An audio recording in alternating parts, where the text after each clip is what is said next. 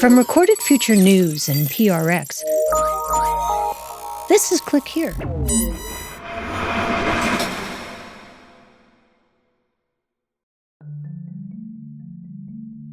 They said it was something with my GPS, my ankle monitor.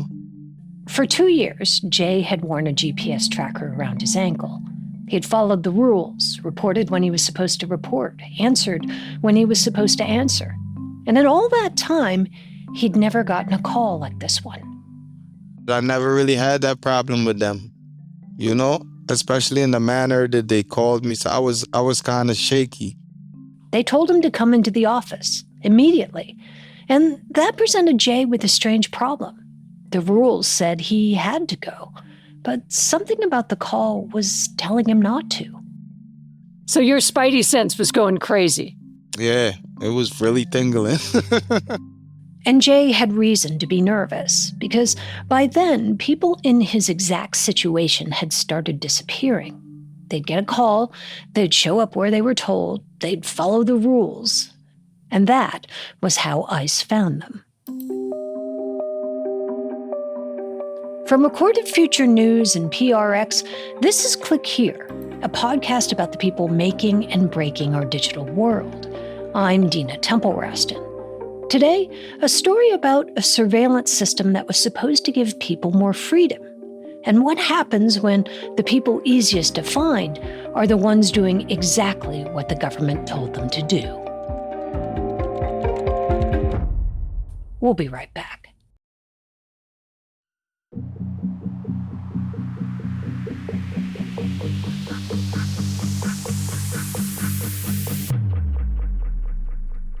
Jay came to the United States from Guyana as a teenager, and he had a pretty clear idea of what he thought life here would be like. I expect betterment, success, happiness. I mean, these are the things you think about in your head, Going to, a country like this place that's supposed to be a little bit more advanced.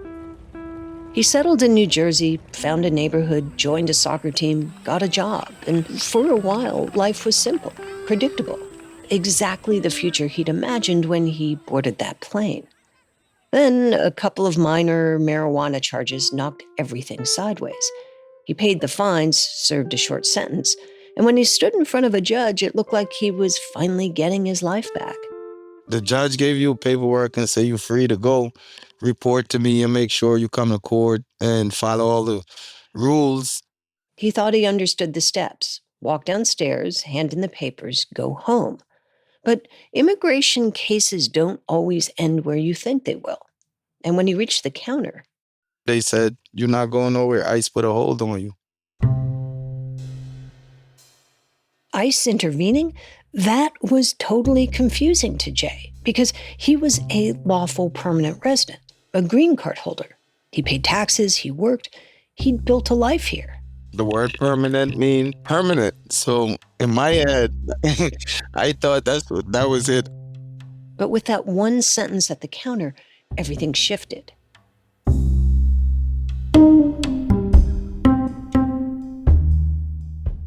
Immigration law treats certain convictions, even minor ones, as grounds to re-examine a person's status. Jay's charges were minor, but they were enough.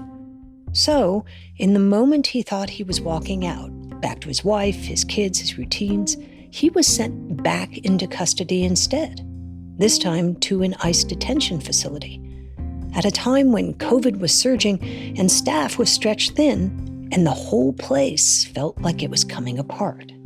Everybody's in the open like a gym with bunk beds. It's like anybody could, crazy stuff go on in there.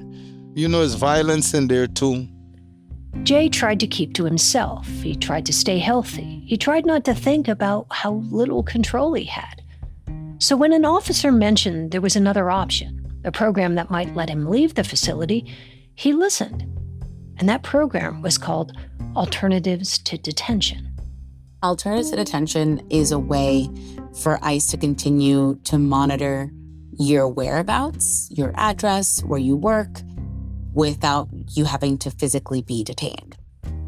That's Priscilla Abraham. She's a supervising attorney specializing in immigrant rights at the American Friends Service Committee. And many of her clients are enrolled in a part of the Alternatives to Detention system known as ISAP, or the Intensive Supervision Appearance Program. The key words here are intensive and supervision. Because Jay was about to learn that leaving detention wasn't the same thing as being free. And that's how he ended up with a tracker, a thick plastic band around his ankle, the kind you usually see on TV. The transmitter is to be worn around your ankle at all times. It must not cross this line. Jay got one of those, a hard plastic cuff with a transmitter about the size of a deck of cards, snapped shut against his skin. And to his relief, he was released under the ISAP program we mentioned before. It allows offenders to leave physical custody and monitors them digitally instead. Most of the people in the program are nonviolent offenders. But Jay's relief didn't last long.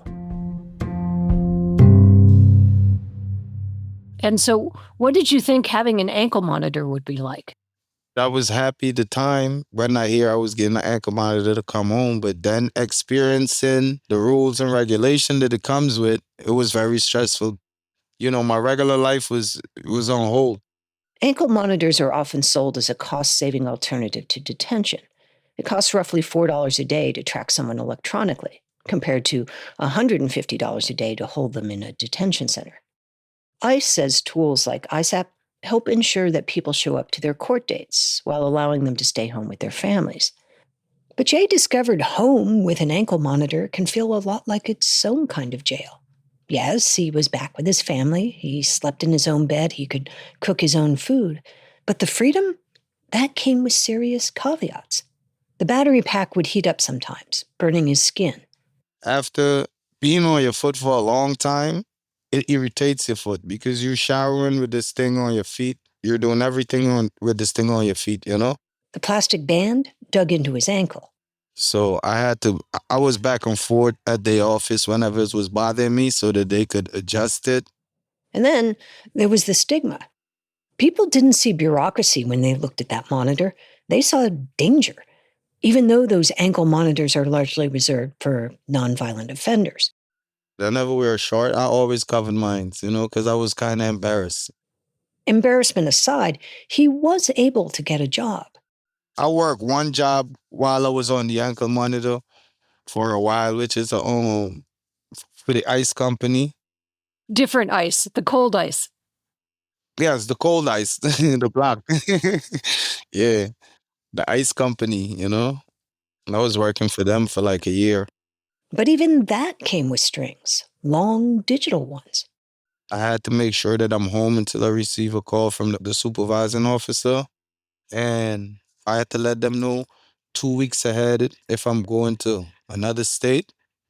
If you miss or you don't file it, you're going to get in trouble. As Jay navigated life with the black plastic tracker around his ankle, it beamed his location to a company called BI Incorporated. It's a subsidiary of the private prison giant Geo Group. If the name rings a bell, it should, because this past spring, protesters clashed with federal agents outside an immigration center in Newark, New Jersey, that was run by the company. The Delaney Hall standoff is escalating. Tear gas, rubber bullets, and a nightly curfew is now in place. Inside the facility, detainees launched a hunger strike, and outside, protesters demanded it be shut down and called for Geo Group to be held accountable for what was going on inside.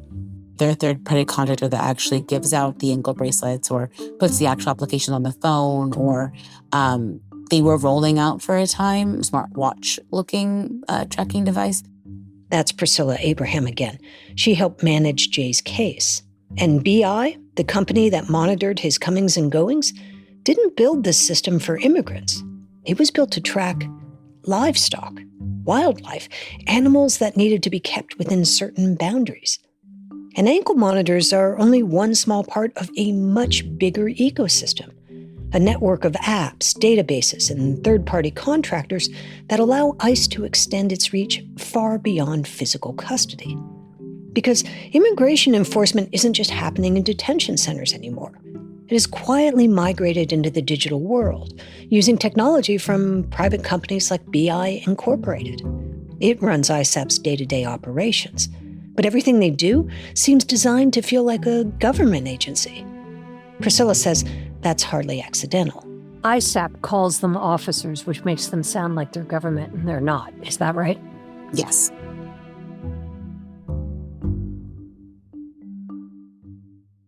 Jay was assigned one of those ISAP officers, and for 2 years he built a routine around a device designed to interrupt routines. He learned to time showers between battery charges, to plan errands around curfews, and to ignore the looks. Then, one afternoon, the phone rang. This was the call you heard about at the beginning of our story. Something was supposedly wrong with Jay's ankle monitor, and ISAP wanted him to come in immediately. The device around his ankle didn't just tell ICE where he was. It meant that ICE could tell him where to go. So, he called his lawyer. I didn't want to go. And I asked her, can she come with me? And his lawyer was worried too, because she knew something Jay didn't. Other people had gotten calls like this. They had gone where they were told, and they hadn't come home. When we come back, why following the rules had suddenly become the thing Jay was most afraid of. Stay with us.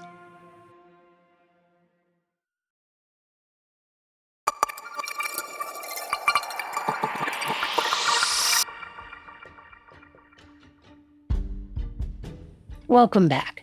When Jay called Priscilla Abraham to say ISAP wanted him to come in, something didn't sit right with her. He's had that ankle monitor for 2 years at that point. And suddenly, during the Trump administration, there's all of a sudden an issue with the ankle monitor. It just didn't make sense at the moment. And in 2 other cases she knew of, what came next was detention. We had 2 people in a similar situation who had gone to their ICE check-ins and have been detained. So we were scared that... One client was told his GPS wasn't working. They asked him to go outside to see if the reception got better. And when he stepped outside, there was multiple ICE officers there waiting to arrest him. The man had done exactly what he was told, and that was the trap. They didn't just ask him to step outside, they asked him to step beyond the boundary set by the court. And once he'd crossed that line, ICE could say he violated the terms of his release. And it wasn't an isolated incident. We spoke with a former ISAP case manager, someone who used to be on the inside. And she told us that ICE agents would sometimes ask her to call clients and say their monitors were being removed. Exactly that kind of thing happened in Chicago. This building right here behind me, that is the ISAP office. ICE agents showed up here armed and masked, arriving with no notice and detaining people who thought that they were coming here for a normal case review. But that was not the case. And this morning, that fallout is still unfolding. Again, the people being detained had shown up because they were told to, which raises a question. Why go after people in a program designed largely for nonviolent offenders? People whose cases were still working their way through the system. Advocates have a theory. People in ISAP programs are an easy way to meet steep enforcement quotas. The Department of Homeland Security is raising its daily arrest quotas for ICE agents to 3,000 arrests per day. And there is still a... DHS recently tweaked that number. Their quota is now, apparently, 2,000 arrests a day. And over a 5-day period in July, they claim to have arrested some 10,000 people. And who's easier to arrest than someone whose location you already know? The lowest hanging fruit are people who are on GPS monitoring, going to their ICE check-ins, living their life, driving to work. Those are the easiest people to arrest. But the ankle monitor around Jay's leg is only the most visible part of this system. The technology is getting much easier to hide. Because now the tracker can be something almost everybody carries, a phone. In the last several years, there's been this explosion of individuals who are now on not just the ankle monitors, but also downloading onto their own phones an app called BI SmartLink that effectively tracks people. This is Saira Hussain, a senior staff attorney at the Electronic Frontier Foundation. BI SmartLink is an app. It requires you to send selfies or click on a check-in link, sometimes several times a day. On the surface, it seems like a better option. No clunky, embarrassing ankle monitor, no stigma. But Syra warns it raises a whole new set of concerns, because SmartLink isn't a separate device. It's something you install on your own personal phone. So there's questions about what parts of the phone that it has access to. So like, for instance, does it have access to the call logs, Does it have access to the people that you're maybe associating with because of either your location or your call history or your text messages? ICE hasn't laid out precisely what it collects or how. When we asked, they pointed us to a report, and it contains only little hints. It mentions, for example, voice prints, continuous tracking, even DNA samples from migrant children, all stored in a massive government database. The kind of material you might gather on someone suspected of a serious crime, not families navigating civil immigration cases. Syra is alarmed at how fast this is all escalated. There were norms and laws in place for decades because that's exactly the kind of use of government that you don't want. And so to see that break down so quickly and easily, and for agencies to fold and not uphold those principles is really worrisome. And she worries that this is just the beginning. When you see data protection breakdowns for immigrant communities, for undocumented people, for people who are at risk of deportation, it doesn't stop there. It means that they're going to continue trying to push those barriers and eventually starting to impact others who have other types of status. Jay was exactly the kind of person she was talking about, a permanent resident, a green card holder. And still, on the morning of his appointment, he had no idea whether he was walking into an equipment check or an arrest. She was letting us know, well, you're not in no trouble. You're not here for that. We just had to check the ankle monitor. And, she said she wasn't receiving no signals. They swapped out the old one for a new one, and Jay went home. As a precaution, Jay had a lawyer from Priscilla's office at the appointment, too. Maybe that made the difference. Or maybe the ICE agents had met their quota that day. Or maybe it was just dumb luck. A few months later, Jay's case was dismissed, his green card status restored, and he hasn't had any run-ins since. But tens of thousands of people are still wearing ankle monitors like Jay's. Hundreds of thousands more are being tracked by apps, smartwatches, and GPS beacons. The programs are called alternatives to detention, and technically, that's what they are. Jay got to go home, but for 2 years, the government always knew where he was.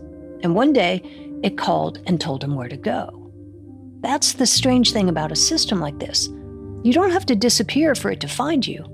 You just have to follow the rules. This is Click Here.